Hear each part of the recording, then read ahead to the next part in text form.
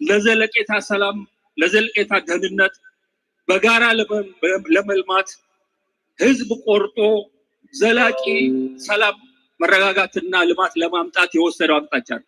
ይሄ ትልቅ እርምጃ ነው።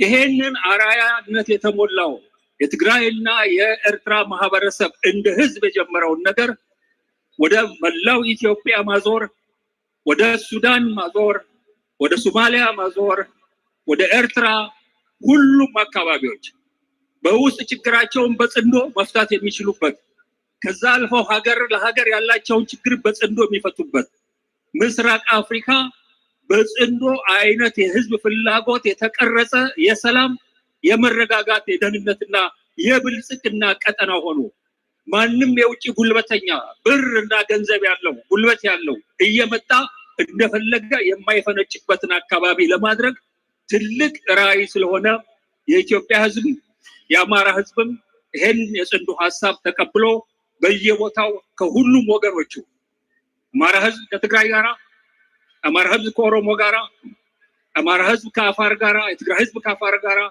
ከዛ አልፎ መላውን ኢትዮጵያ አስተሳስሮ ኢትዮጵያን ከኤርትራ ከሱዳን ከሌሎችም ሀገሮች ጋራ በጽንዶ አድርጎ ሰላምና እርጋታ ያለበትን ሀብታም ቀጠና ፈጥረን ሌላውስ ምን አለ ታዲያ?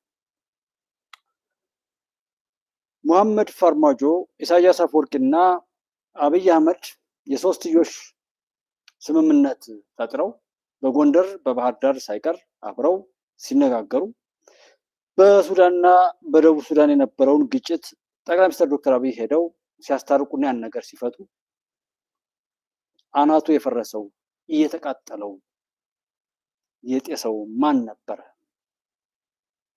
ሱዳን ውስጥ ታስረው ሲሰቃዩ የነበሩ ኢትዮጵያውያንን በአውሮፕላን ጭነው አብረው አይዟችሁ እያሉ የመጡት ጠቅላይ ሚኒስትር ዶክተር አብይ አልነበሩም? ግብጾች ሲያሰቃዩቸው የነበሩ ኢትዮጵያውያንን ከተለያየ ዓለም ላይ ያሉ በማወቅም ይሁን ባለማወቅ መስሏቸው ይሁን ሳይመስላቸው ሄዱ እህት ወንድሞች ኢትዮጵያውያንን ሁሉ እየሰበሰበ ኢትዮጵያ ውስጥ ያስገባው አብይ አህመድ አሊ የሚባለው ልጅ አልነበረም? እሱ ጋር እኔ ብዙ ሰዎች አሉ በነገራችን። ምክንያቱም መንግስት የብዙዎች ስብስብ የአንድ ግለሰብ አይደለም። አሁን እኔ ጉባለች ኢትዮጵያ የኢትዮጵያ ከፍታ የሚረጋገጥበት ቤት ነው። የጉባለች ኢትዮጵያ ከተሻገረች አሁን ጥቅምት ሲመጣ 3 ዓመት አልፏል። አሁን 4 ዓመት ይሆናል። 4 ዓመቷ ነው ማለት ከግለሰብ በላይ የሆነች ኢትዮጵያ፣ ከፓርቲ በላይ የሆነች ኢትዮጵያ፣ መከላከያ ለኢትዮጵያ፣ ፌዴራል ፖሊስ ለኢትዮጵያ፣ የደህንነት ቢሮ ለኢትዮጵያ፣ ተቋማቱ ኢትዮጵያን የሚመስል ገጽታ ለመያዝ ተደርገው እየተሰሩ ያሉበት ሁኔታ ነው። ለምን ፐርፌክት አልሆኑም ካልን እንኳን እኛ አብረን ስላልሰራን፣ እኛ እንደ ጎጥ ስለምናስብ፣ እኛ ከነበርንበት በሽታ ስላልዳን ነው እንጂ ብንድን መከላከያ በአንድ ቀን ኢትዮጵያዊነቱን ይዟል። አሁንም እያሻገረ ነው። አሁን የሚከፍተው ብዙ ሰው ለዛ ነው። ፌዴራል ፖሊስ ላይ እንደዛ ነው። ተሳትፏችን እንደ ጎጥ፣ እንደ መንደር፣ እንደ ግለሰብ ቤት ውስጥ ሲባል ሚስቱን ደብቆ ባንክ አካውንት የሚከፍት ሰው አለ። ሌላ ቦታ ሄዶ ቤት የሚገዛ ሰው አለ ደብቆ በወንድሙ ባጎቱ ስም፣ እሷም በአክስቷ በወንድሟ ስም ትዳራቸውን ኢንፎርማል በሆነ መልኩ ሸውደውና አታለው የሆነ አላለም። የዛ አይነቱ በሽታ አለቀን ስላለ ነው። ግን ተቋማቱ እንደዛ ናቸው። ዛሬ አብይ ሚሊዮን አብይ ሆኗል። ኢትዮጵያ ላይ ያሉ አሻጋሪ ወንድሞች በሙሉ በሚሊዮን የሚቆጠሩ ሆኗል። ብትበነደቅ ከግለሰብ በላይ በቅርቡ ያየነው ኢራን ነው። ኢራን ላይ መሪዎች ሲገደሉ ኢራን እንደፈለገች ትበታተናለች ብለው በዛ መልኩ ሀገራትን ሲያፈርሱ የነበሩ ባለጌዎች ሄደው ሞከሩ፣ አልተሳካም። ኢትዮጵያ ውስጥ አሁን ከአብይ ጋር ምናምን ከአንዳርጋቸው ጽጌ ጋር ኦር ከሆነ ሰው ጋር ሆነህ የትኛውም ቦታ ላይ እንደ ሰው አትታይም። እስኪ አሜሪካ ካላችሁ እስኪ እንደ ሰው ውጡ። የአንዳርጋቸው ኦር የሆነ የሻዕቢያ ደጋፊ ነው ኢትዮጵያ ትፍረስ የሚለውና ኢትዮጵያ ትውደም በሚለው አቋም ላይ ያላችሁ ሰዎች እስኪ ተንቀሳቀሱ። የትኛውም ዓለም ጫፍ ላይ ሁኑ፣ ተንቀሳቀሱና ውጡና ይሄን ስትሉ የምትሉ ሰዎች እስኪ በነፃነት ባላችሁበት ምድር ላይ ተንቀሳቀሱ። እስኪ አይደለም እዚህ ኢትዮጵያ ጉዳዩ የብሔር የምናምን ያ ሁሉ ሞክሮ ሁሉ አልቋል እኮ። ይሄ ካርዱ ማለቁን አታውቁትም? ጥምዶ የሚለው አሁን ሻዕቢያና ህወሓት አብረው ይኖራሉ። የሚያኖራቸው መካኒዝም አለ። ፋኖና ህወሓት እዛ ቦታ ላይ ያሉ ሰዎችን ወሰዷቸውና ግለሰቦች በዛ ስም ተለጥፈው የመጡት ሸኔና ፋኖ ነኝ የሚሉ ኃይሎች አብረው ይኖራሉ። ልደቱና ጃዋር አንድ አዳራሽ ላይ መሰብሰብ ይችላሉ። ይሄ አንዳርጋቸው ጽጌና የሆነ ሰው አብረው ይሰበሰባሉ? ይሰበሰባሉ ወይ? ይሆናል ወይ? አላማው ግን ሁሉ ካርድ ስላለቀ በዚህ በተቋሰረው ነገር ጠላቶቻችን ኢትዮጵያ ላይ ያቀዱት ጥፋት አልፈጸም ስላለ እንደው ቢሆንም ዝም ከማለት አንድ ብርጭቆ መስበርም አንድ የሆነ ጅል አግኝቶ በዛ ጅል የሆነ ጥፋት መፈጸምም ምናምን ነው። ትናንትና ህወሓትና መሰል ሰዎች ሆኖ ምርጫ ለማደናቀፍ ብለው የገቡትን በሰሜን ሸዋ ላይ የሆኑት ሆነዋል። ሌላ ቦታም ይሆናል። ዛሬ በስንት ሺህ የሚቆጠር አዲስ አበባ ላይ የሰላም ሰራዊት ተመርቋል። የሰላም ሰራዊቱ ጽንፈኛን ብቻ አይደለም የሚጠብቀው፣ መንግስት ውስጥ ተቀምጦ የተቀመጠበትን ወንበር እያረከሰ ህዝቡን ሊያገለግል መጥቶ ህዝቡ ላይ በደል የሚፈጽምን ሆዳምን ሁሉ የሚከታተል። ምክንያቱም ሽብር ፋኖ ምናምን ሸኔ አለ ከተባለ በመንግስት ውስጥ ያሉ የማይረቡ አቅመቢሶች፣ ካህዶች፣ ሰብናቸው የተገፈፈ በባንዳነት የሚጋለቡ ሰዎች ቦምብ ሊያፈነዱ ይችላሉ፣ ጥፋት ሊፈጽሙ ይችላሉ፣ ምርጫ ሊያውኩ ይችላሉ። ከዛስ ፋኖ ነው አለ የሚባልበት ፋኖ አደረገው ለማለት፣ ሸኔ ያደረገው ለማለት፣ ህወሓት አደረገው ለማለትም የሚያወሩ ይኖራል። የሰላም ሰራዊቱ ይህን ሁሉ ይቆጣጠራል ማለት ነው። ህዝብ ሁሉም የሰላም ሰራዊት ሆኖ የቀጠለበትን ነገር ያየንበት ሁኔታ ነው ያለው። ዘመነ እና አስረስን ቻላቸው ታፈረን ይንገስ ብርሃኑን እና በላይ ብዙአየውን የዘራችሁትን ታጭዳላችሁ ሲል ማስጠንቀቁ ተነግሯል። ሰሞኑን በጎጃሙ ጽንፈኛ ዘንድ የተፈጠረው እሳት ማባሪያ አጥቶ ስብስቡን ክፉኛ እያስለበለበው ይገኛል። ምክንያቱ ደግሞ በዘመነ ቀኝ እጅ በሆነው በዝናቡ ልንገረው የታፈነውና መከራና ስቃይ በዝናቡ የተከናነበውን የአስረስ ቀኝ እጅ የሆነው ማርሸትን በዋሸራ በማፈን እንዳይሞት እንዳይድንም አድርጎ ከመለቀቁ ጋር የተነሳ ነው። ይህን ተከትሎም በአስረስ እና በዝናቡ መካከል የከረረ ግጭት መቀስቀሱ ይታወቃል። በዚህም የተነሳ አስረስ የዘመነና ዝናቡ ጥላት የሆኑትን እነ የኔዓለምን ጽንፈኛ የቴዎድሮስን ክንፍ በሚለው ቡድን ውስጥ ዝናቡን በማንሳት በሱ ቦታ ጭምር መሾማቸው ታውቋል። እንዲሁም ሌሎች እነ ቻላቸው ታፈረን ይንገስ ብርሃኑን በላይ ብዙአየውን በማስተባበር በዝናቡ ላይ መዝመታቸው ታውቋል። ይህ የአስረስ በማርሸት ላይ የደረሰበትን ስቃይ ለመመለስ በዝናቡ ላይ የተጀመረው እርምጃም ዘንባጣውን ዘመነን ክፉኛ አስቆጭቶት ከመጽሐፍ ቅዱስ ሳይቀር ጥቅስ አስመዝዞት በመዛት የዘራችሁትን ታጭዳላችሁ ሲል በመግለጫ እያስጠነቀቃቸውም የሚገኝ መሆኑ ተሰምቷል። ከዚህ በተጨማሪም አስተማሪ ቅጣት እንደሚጠብቃቸውም አበክሮ ተናግሯል። ዘመነ እንዴት ነው? ፋኖ ምን አረታ ያውሪ መረጃ የሌለን እንዳይመስል እያንዳንዱ አለችን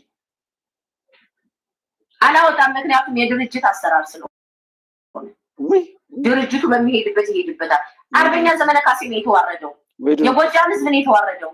ማህበረሰብ እንደ ማህበረሰብ ነው የተዋረደው። ዝም በይ እባክሽ። እንዳንቺ አይነቱ አይጥ ማንንም አይወክልም። እንዴት ታላቁ የጎጃም ህዝብ ከማንም ቀድሞ ዘበ ታላቅ ምናምን ተለጥፎ በህዝብ ስም የሚነግድ ቆሻሻ እንደዚህ አይነት ገልቱ የጎጃምን ህዝብ አትወክልም። እኔ ህዝብን ወክላለሁ የሚል ሰው ሲጀመር ራስን አትወክልም። የከሰረ የወደቀ በቤቱም በጓደኝነቱ በየትም ቦታ ላይ ቢሆን ሰው መሆን የተሳነው ሰው ለመሆን የሚፈልግ በምንም ቦታ ላይ ቢሆን እርኩሰትን የተከናነበ ሰው ነው የህዝብ ወኪል ላይ የምናምን ነው የሚለው። ማንም የህዝብ ወኪል አይደለም።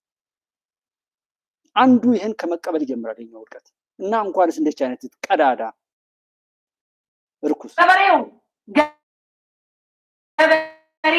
ገበሬው ወጥቶ የተታኮሰበት እናቶች በድሮን የተመቱበት በየገጠሩ ህፃናት የረገፉበት ትግል እንዴት አንድ ባንዳና አንድ መሀይም እንዴት በዚህ ልክ አፈር ብቄ ያስገባዋል? አንቺስ እንደዛ እንዳልዘፈንን እንዳልኮራን አፈር ብይ። ችግሩ እኮ ዛሬ አልጀመረም። ተስተካከላለህ ብለን ነበረ። ነገሩ ይስተካከላል። የልብ ልብ ተሰማ ዝም ስንል ኧረ ተው እንደሚለው እሺ እንደሚለው ዝም ማንም ሳይጠራው አቤት ብሎ የሚያቦካው የሆነው በዛ ነው። ሲጀመር ጀምሮ ያወራ ነው ባለቤት የለም። በሴቶች ጉዳይ ላይ አንድ ሴት ከማን እንዳረገዘች ይታወቅ፣ የልጁ አባት ማን እንደሆነ እንዲታወቅ፣ ሴት ልጅ ላይ በእስልምናውም በክርስትናውም አባቱን ለማወቅ ሲባል ሴት ልጅ ላይ ያለው ጥንቃቄ ጠበቅ ይላል። ለምንድን ነው በፋኖ ምናምን የተጀመረው ትግልስ አባቱ ማን ነው? እና አስካለ ደምሌ ላይ ተረባርቦ ለትግል ጠርተህ ምናምን አስካለ ደምሌ ከቦ የሚያስረግዝ ባለጌ የተሰበሰበበት የዛ ፊት አውራሪ እንደነዚህ አይነት እርኩሶች ቀዳዳዎች በየሄዱበት ባጭር ያስቀራችሁ ፈጣሪ ያጥፋችሁ ተብለው ሲረገሙ የኖሩ እርኩስ የተባሉ የዚህ ምድር የኃጢአት ፍሬ የሆኑ ሰዎች ሁሉ ተሰብስበው ብልግናቸውን የገለጡበት የጥፋት መድረክ ነው ፋኖ በሚል ተጠቅሎ የመጣው። የራሱ ስም እንኳን ማውጣት ስላፈረ በጀግኖች ስም የመጣው ለስም እንኳን የሚያበቃ ምን መጠሪያ ነገር ስላተማ ነው። አሁን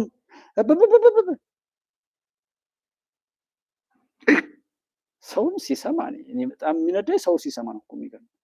እኛ ህልማችን አናሰብክም። የፈለገ ሰው ኤቲስት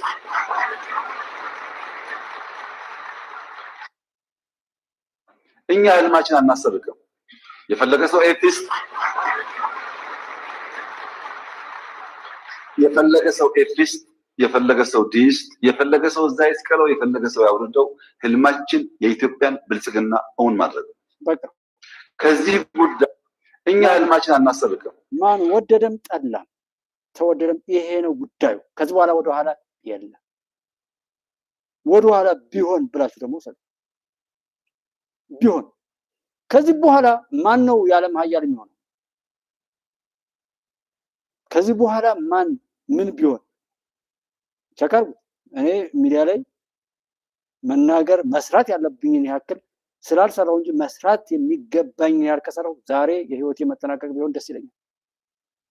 እስከዛ ድረስ አስቤ ነው እንጂ የምሰራው የጭብጨባ ምናምን የሆነ ሰዎችን ትጠብቅ ያለ ሀቁን ማውራት መኖር መናገር ትልቅ እድል ስለሆነ ከሀቅ ጋር መቆም ስለሚያኮራ ሀቅን መናገር ለሀቅ እንዳዲስ መፈጠር ነው የሚያመጣው።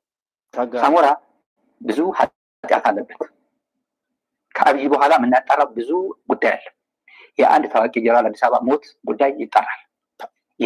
ኢትዮጵያ ትፍረስ አልነገሩትም ይሆናል። ሳሞራን አልነገሩትም ይሆናል። የተገኘ መረጃ አልነገሩትም ይሆናል። ጊዜው አመቺ ስላልሆነ ነው። ግን ይጣራል። ሳሞራ ብዙ መጀመሪያ ስትኖር አይደል? መጀመሪያ ስትኖር ማለት ምን ስላለ ነው የምታጣራው? ቆሻሻውን ቆሻሻ ብሎ ስለገለጠ ከዛ ጋር የተነካካ ሰው እስከ ሞት ድረስ ለምን አልሄደም ስለተባለ ከዛ ኢትዮጵያ ስትፈርስ ዝም ብሎ በወሬ በምናምን አለ ቁጭ ብዬ በአካል እንዲህ በማየቴ እድለኛ ያለው ሰው እኮ ነው። ከዛ ኢትዮጵያ ወንጀል የቲፒኤልኤፍ ጦር ኢትዮጵያን እንደዚህ ይዞ የመበተንና የማፍረስ ህልሙን ሳንጠናከርና ሳንደራጅ አፍርሰነዋል። ዛሬ ኢትዮጵያ ትበተናለች የሚል ስጋት 0.1% ነው የለኝም። ስጋቶቹ በሙሉ ተንደዋል። በመከራ ውስጥ መናድ የቻለች ከሁሉ በላይ እስላምም ቢሆን ክርስቲያን ወደ ሰማይ የሚያንጋጥጥ እግዚአብሔርን የሚፈራ ከፈጣሪ ጋር ትስስር ያለው የፈጣሪ ምሕረት አለ ብሎ የሚያስብ ህዝብና ከፈጣሪ ጋር የራሱ የሆነ ኪዳን ያለው ህዝብ ነው። አይጥለውም እግዚአብሔር ይሄ ነገር እነሱ ብዙ ቢያስቡ ማለት ነው። ይሄ የተባለበት ራሱ በጣም ብዙ ጊዜ ነው። ያኔ እንደዚህ ነው ፈጣሪ ለምን ያመሰግናል ብሎ ተቀለደ። ምን ተባለ?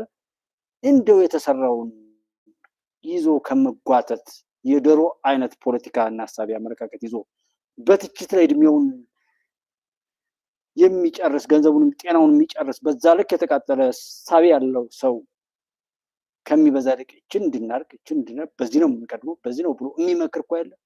በእርግጥ እንዳንዳርጋቸው አይነት ጥጥ መስሎ እንኳን በዛ ልክ የሚማግጥ ሴት በመድፈር እንኳን ገጽታውን የሚቀይር ነውረኛ ሰው ይሄን እያጨበጨበ ከፊቱ አድርጎ የሚሰግድ ሰው እንዴት አድርጎ እንትን ዋርካው ነው የሚመራህ ማን ነው? ዋርካው ምሬ ወዳጆና ዘመነ ካሴ ብለህ ስትነሳ ለአማራ ትግል የተነሱ ናቸው።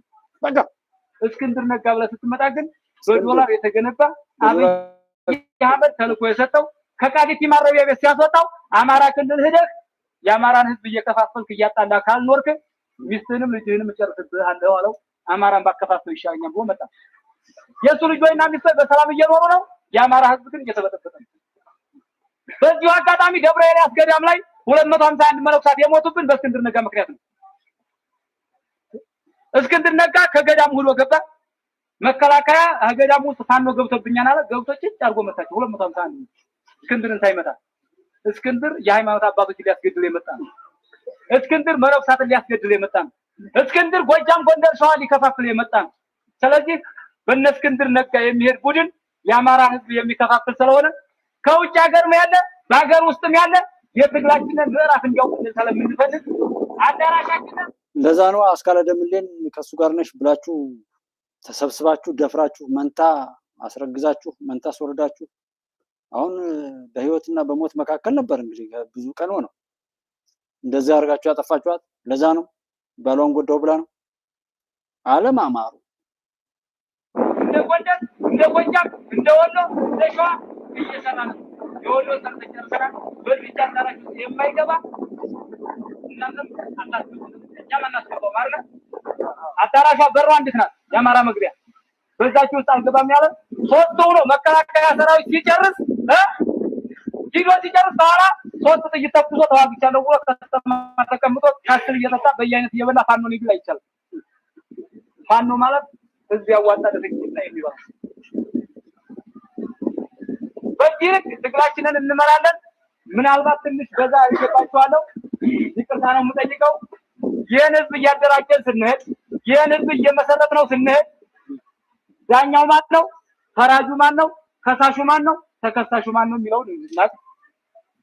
ከዛ በኋላ እኛ ካደራጀን በኋላ አደረጃጀት ከሰራን በኋላ ህዝቡን ሊያስተዳድር የሚችለው የአማራ ፋኖ በወሎ የህዝብ አስተዳደር መምሪያ ኃላፊ እዚህኛ ጋር አለ። የማርየ ተወላጅ ነው። ከድሮ ከዋን ጦርነት ጀምሮ እናዋርካው ምሪ ወዳጆ ጋር ሞታለሁ ብሎ ራያ ባላማታ በዋጃ መንደፈራ በቀዩ ጋሪያ በበዋ ሚካኤል ሲዋጋ ገና ነው። እሱ እንደዚህ ነው የሚቀለደው። ዋናው ላሰማችሁ የፈለኩት እንደዚህ ይቀለዳል ነው። ጦርነት ሻዕቢያ የሚለኩስ ጦርነት የሻዕቢያ ፕሮጀክት ነው እያልከን ነው። በሌላ ምን ጥያቄ ነው? የሻዕቢያ ፕሮጀክት አሁን ያሉት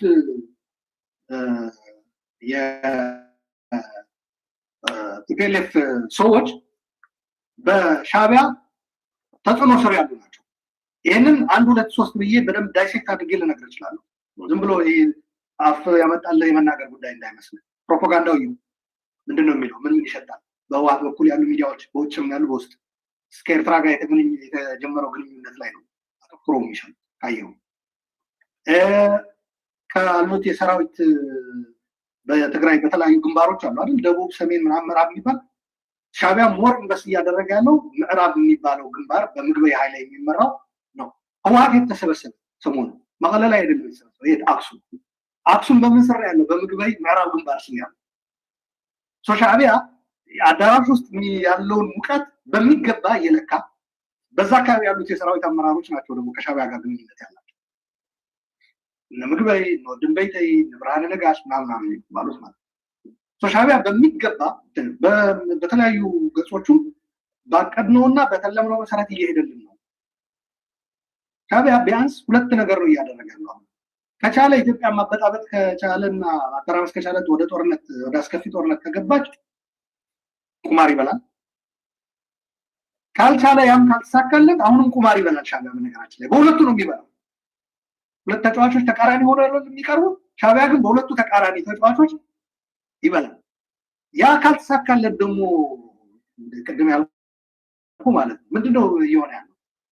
እርስ በርስ በሚደረገው መገዳደል ጦርነቱ ወደሱ እንዳይመጣ በማድረግ ኪሳራው በኢትዮጵያ ገላ እንዲሆን በማድረግ የኢትዮጵያን ገላ በፈር ዞን እንዲሆን ማለት ነው። በፈር ዞን እንዲሆን የማድረግ በዚህ ዙሪያ ነው ይሰራል። ፕሮፓጋንዳውን አሁን ህወሓት ሀሳብ አቁሟል። ሞገስ ኮምፕሊትሊ ሀሳብ የለውም። ስለ ፖሊሲ ስለ ፕሮግራም ያወራል። ሪፎርም እንኳን ራሱ ለማድረግ ዝግጁ አይደለም። ምክንያቱ የለውም።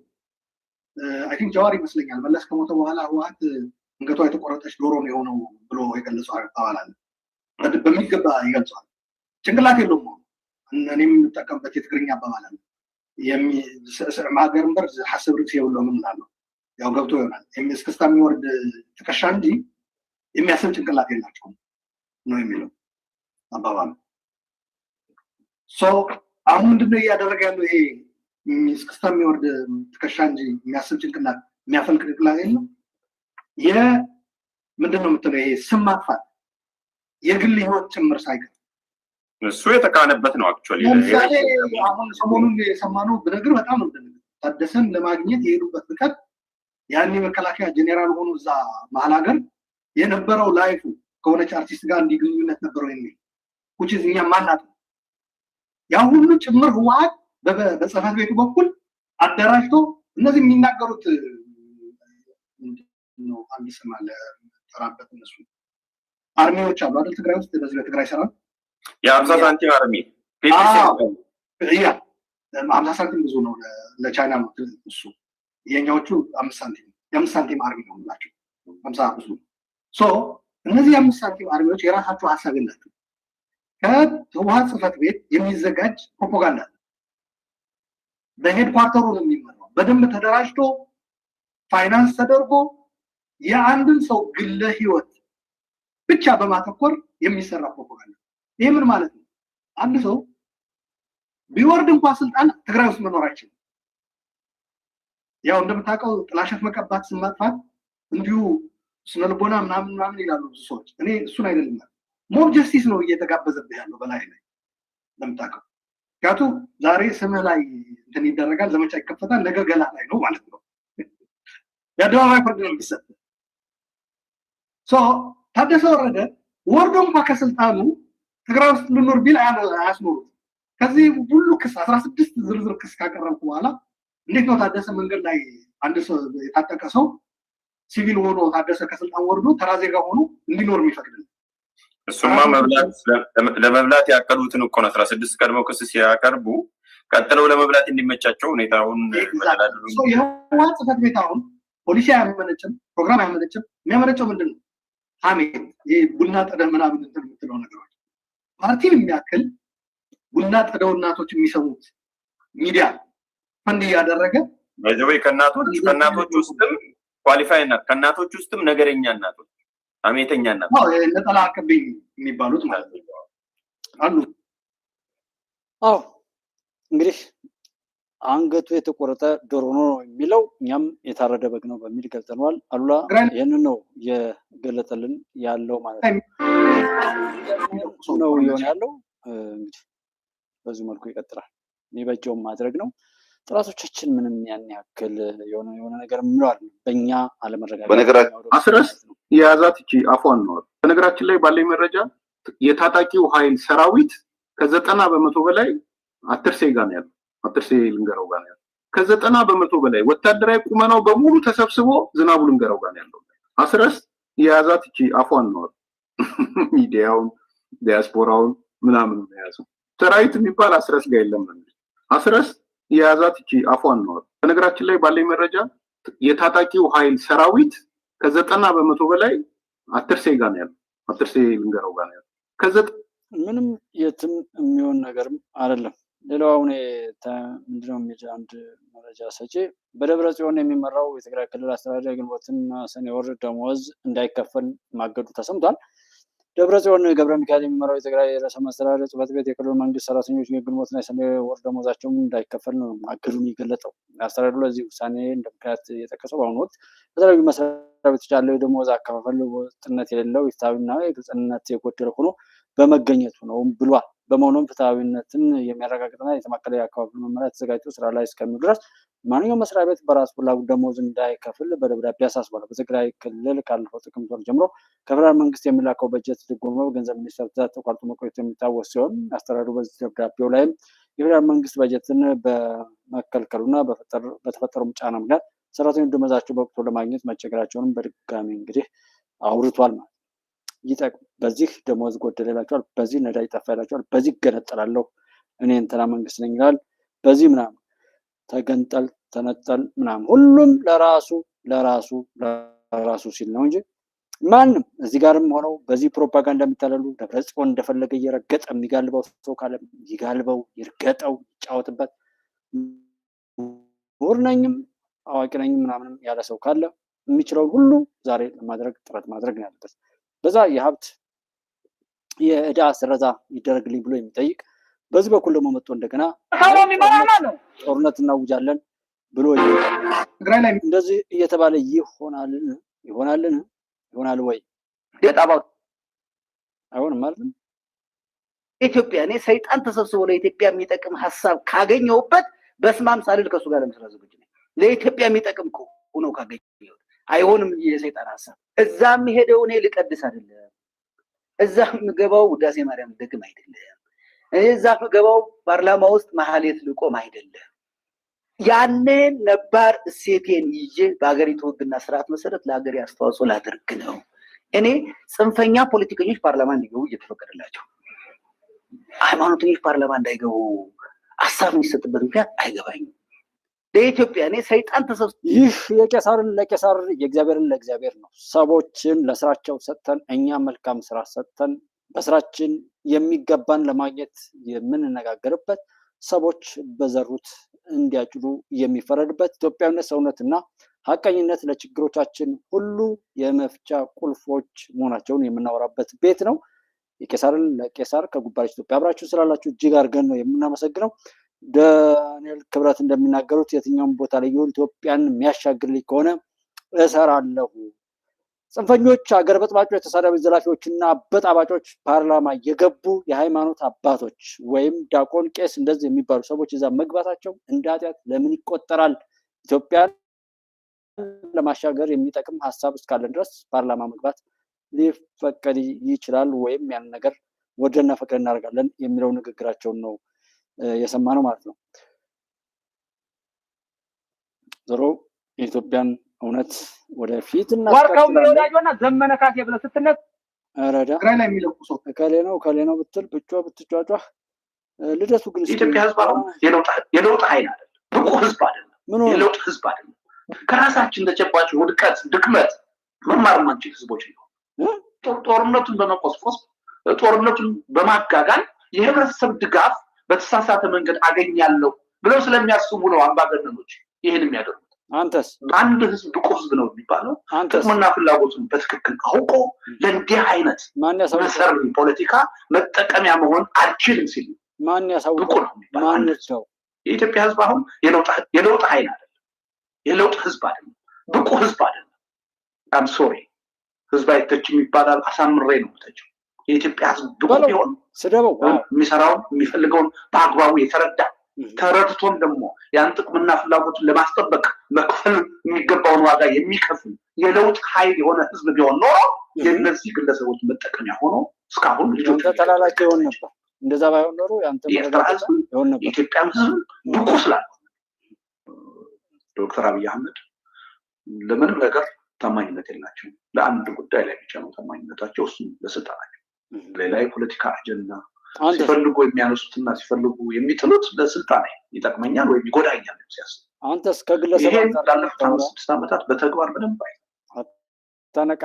አይተነው አሁን ሁለቱን ጉዳዮች በደንብ እንዲህ ያው ሁልጊዜ እንግዲህ የሰውዬ ለምን አያነቃም ነበር? ሰራዊት ሰውየውን ይተቻል፣ ሰውየውን ይነቃል። ከአንድ ግለሰብ ጋር ወስዶ ከማላተም ህዝብን አዎ ያለው ስርዓት በቃ ይሄ ነው አለቀ። ከዛ በኋላ ምን ታወራለህ ስላለው መንግስት? የራስን ስትራቴጂ ያው ያለው ይሄ ነው፣ እሱ ሊበልጥ የሚችል እንደዚህ ነው። እንዴት ይንቃ ህዝቡ? የሚያጎናብድ፣ የሚያስገድለው፣ የሚያስባርረው፣ የሚያፈናቅለው፣ የሚያስርበው ሁልጊዜም በችግሩ ላይ ችግር እየፈጠረ የሚሸቅልበት የተረገመ ልጅ በቤቱ ሆነ። ምን ያርግ ህዝቡ? ምን ያርግ? እንደ ልደቱ እንዳንተ አይነቱ ሰው ወልዶ እንዴት ያርግ ሰው? ፖለቲከኛ ነኝ የሚለው ሁሉ ሆዳም ሆነ፣ ምሁር ነኝ የሚለው ሁሉ አገር አድናለሁ ያለው ሁሉ የነፃነት ታጋይ እንደዛ ነው። ይሄው አሁን እንኳን የሀሳቡን ግለሰቡን አንጥሮ በመስደብ ምናምን ነው። ይሄው በመንግስታት ታሪክ ላይ ከየትኛውም ዘመነ መንግስትን እነሳ ያለውን መስደብ ሌላ የሚመጣ የሚያዘጋጅ የለም። ያለው እንደምንም ተረባርቦ መጣል። ከዛ በኋላ አሁን መልሶ ማልቀስ፣ አሁንም ሌላ ማምጣት፣ አሁንም ያን መብላት፣ አሁንም ማልቀስ፣ አሁንም እንደዛ እንጂ አማራጭ እያሳየ የተሻለ ነገር አይኑም አያይም፣ አእምሮም አያስብም፣ አንደበቱም አይናገርም። እንደዚህ አይነት የተረገመ እሳቤና አመለካከት ያለው ነገር እንዴት ሊቀጥል እንደቻለ በጣም የከሸፈ ፖለቲከኛ ነኝ እኔ። ይሻላል። ብዙ ሰዎች አይወዱትም ይሄን አባባሌ፣ በተለይ ደጋፊዎች አይወዱትም። ፋክት ነው።